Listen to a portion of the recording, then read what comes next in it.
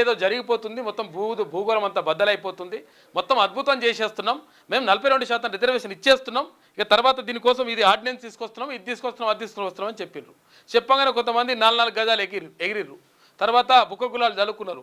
అసలు ఈ పార్టీ కాని వాళ్ళు కూడా వేరే పార్టీ ఆఫీసులలో కూడా వాళ్ళు కూడా బుక్క గులాలు చదువుకున్నారు, ఎగిరినరు, దుంకినరు, అయిపోయింది. మొత్తం ఇక సూపర్ డూపర్ అయిపోయింది. లాస్ట్కి వస్తే పార్టీ పరంగా అంటారు, నీ పార్టీ పరంగా మీ బిచ్చము అవసరం లేదు, మీకే రిజర్వేషన్ ఇచ్చే పరిస్థితి 100% వస్తుంది. ఎందుకంటే ఆల్రెడీ మొత్తం కూడా గ్రామాలలో మొత్తం కూడా గ్రౌండ్ లెవెల్లో బీసీలంతా చైతన్యమై కూర్చున్నారు. 100% మీ పని ఏందో చెప్తాం. అరే మా ఓట్లు మావి ఉంటాయి, సీట్లు మీ ఎట్లు అవుతారా నాయన, మీరెట్లా గద్దె మీద కూర్చుంటారు, 100% మాకు మేమే ఓట్లు వేసుకుంటామని చెప్పేసి క్లియర్గా చెప్తా ఉన్నారు. కాబట్టి ఇంకా లెక్క తేలిపోతుంది.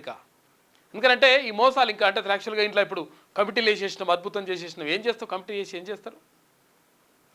రిజర్వేషన్ అమలు చేస్తున్నారా లేదా అని చెప్పి చెప్పాలి. దానికి అమలు చేయడానికి ఉన్నటువంటి మార్గాలన్నింటినీ కూడా పక్కకు పెట్టేసి తర్వాత అక్కడ రకరకాల డ్రామాలు, రకరకాల జంతర్ మంతర్లు, కథా కార్యక్రమ ఇవంతా జరిగినాయి.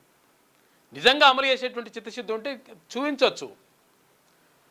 ఇప్పటి వరకు ఒక 70-80 కులాలు, బీసీలకు సంబంధించిన 70-80 కులాలు ఇప్పటి వరకు వార్డు మెంబర్ కూడా కాని కులాలు ఉన్నాయి.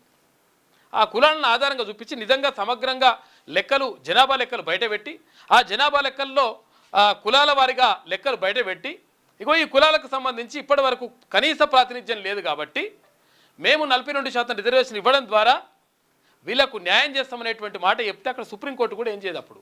కానీ అటువంటి పని చేయలేదు. తర్వాత ఇక్కడ విద్యా ఉద్యోగాలకు సంబంధించి కూడా ఒక 50-60 కులాలు ఇప్పటి వరకు అటెండర్ కూడా కాని కులాలు ఉన్నాయి బీసీలలో. అటువంటి కులాలకు సంబంధించినటువంటి ఆధారాలు బయటపెట్టి, ఆ కులాలకు సంబంధించినటువంటి లెక్కలు చెప్పి చూయించి, వాటి ఆధారంగా మేము 42% రిజర్వేషన్ ఇవ్వడం ద్వారా ఈ కులాలకు న్యాయం జరుగుతుంది అని చెప్పేసి చెప్తే, రిజర్వేషన్ ఇస్తే అప్పుడు సుప్రీంకోర్టు కూడా అడ్డుకోదు. కానీ ఆ పని చేయకుండా రకరకాల డ్రామాలు, రకరకాల నాటకాలు ఇవంతా అయిపోయిన తర్వాత ఇగో ఇట్లా తీసుకొచ్చిన అనమాట కథ. కాబట్టి మనం అర్థం చేసుకోవాలి, నిజంగా చిత్తశుద్ధి ఉంటే నిజంగా పెట్టాలంటాడు, వడ్డీ చుట్టూ మనోడు ఉంటే కదా లెక్క.